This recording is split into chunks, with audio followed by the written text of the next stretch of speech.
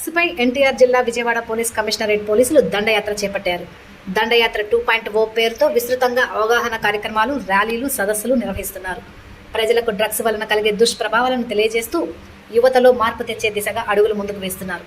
8వ రోజు రాత్రి సమయంలో సెంట్రల్ డివిజన్ పరిధిలో విస్తృత తనిఖీలు నిర్వహించిన పోలీసులు గుణదల పోలీస్ స్టేషన్ పరిధిలోని విల్స్ కళాశాల వద్ద డ్రగ్స్ టెస్టింగ్ చేపట్టారు. మొత్తం 92 మంది అనుమానితులను తనిఖీ చేయగా 5గురు మత్తు పదార్థాలు వినియోగించినట్లు గుర్తించారు. వారిని డి అడిక్షన్ సెంటర్కు తరలించి కౌన్సిలింగ్ అందిస్తున్నారు. పరీక్ష చేద్దాం, మత్తును వదిలిద్దాం అనే నినాదంతో కొనసాగుతున్న ఈ కార్యక్రమంలో 149 హాట్ స్పాట్లు గుర్తించారు. 30 రోజుల పాటు 3000 డ్రగ్స్ టెస్ట్ కిట్స్ వినియోగించనున్నారు. రోజుకు 100 మందికి పరీక్షలు నిర్వహిస్తున్నారు. జీరో టాలరెన్స్ టు డ్రగ్స్ లక్ష్యంతో 34 రోజుల పాటు 550 కిలోమీటర్ల సైకిల్ యాత్ర ద్వారా యువతలో అవగాహన కల్పించారు. నగర police commissioner S V Rajasekhar Babu ఆదేశాల మేరకు DCP Krishnakanth Patel, central ACP Damodar పర్యవేక్షణలో ఈ తనిఖీలు నిర్వహిస్తున్నారు. విజయవాడ సిటీని డ్రగ్ ఫ్రీ సిటీగా చేయడానికి కోసం మనం ఇంకో స్టెప్స్ తీసుకుంటున్నాం. ఇప్పుడు నైట్ ఎలా అయితే డ్రంక్ అండ్ డ్రైవ్ చెకింగ్ జరుగుతుందో అదే విధంగా నైట్ రౌండ్స్ ఆఫీసర్స్కి అందరికీ మన డ్రగ్ కిట్స్ ఇవ్వడం జరుగుతుంది. సో ర్యాండమ్గా చెక్ చేయడం జరుగుతుంది. అక్కడ ఎవరికైతే పాజిటివ్ వస్తుందో దాన్ని ఒక సైంటిఫిక్ ఎవిడెన్స్గా తీసుకొని ఇమీడియట్గా రిమాండ్ పెట్టడం జరుగుతుంది. సో మీడియా ద్వారా నా రిక్వెస్ట్ ఏంటంటే ఈ మెసేజ్ ప్రతి ఒక్కరికి వెళ్ళాలి. సో పబ్లిక్ కూడా చాలా జాగ్రత్తగా ఉండాలి. మన విజయవాడ సిటీని డ్రగ్ ఫ్రీ సిటీ చేయాలని కోరుకుంటున్నాను. అందరికీ నమస్కారం అండి.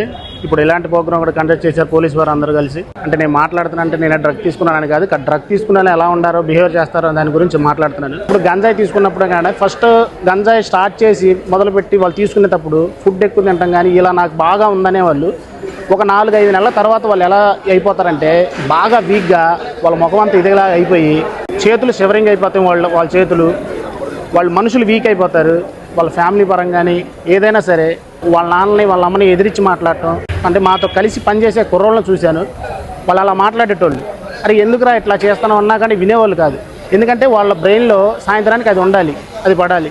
ఈ కుర్రోళ్ళందరూ మమ్మల్ని ఇట్లా వెళ్తుంటే ఆపి రండ్రా ఇక్కడికి పిలిచి మమ్మల్ని కూర్చోబెట్టి ఒక అరగంట సేపు సార్ వాళ్ళందరూ పెద్ద సార్లు వచ్చి మాట్లాడి ఈ రోజు మాకు ఇలా అవగాహన కల్పిస్తున్నారంటే చాలా గొప్ప విషయం. ప్రభుత్వాలు కానీ పెద్ద పోలీసులు కానీ అందరూ వచ్చి చాలా బాగా చెప్పారు. సో ఇదేంటంటే నన్ను ఎవరు ప్రిపేర్ చేసి చెప్పించింది కాదు, నాలో కలిగి నేను సడన్గా వచ్చిన ఇట్లా మాట్లాడదామని మాట్లాడి నాకు అనిపించింది మాట్లాడుతున్నాను.